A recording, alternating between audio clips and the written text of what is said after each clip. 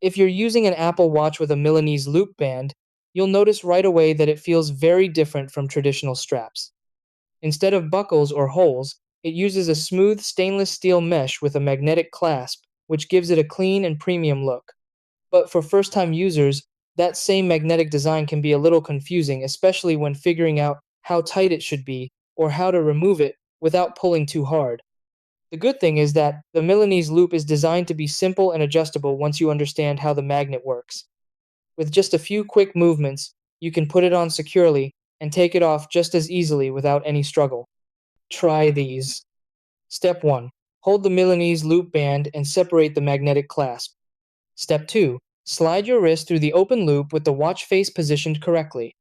Step 3. Pull the band across your wrist to adjust the fit. Step 4.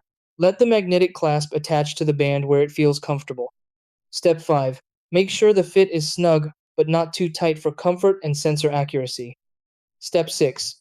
To remove, gently pull the magnetic clasp away and slide the band off your wrist.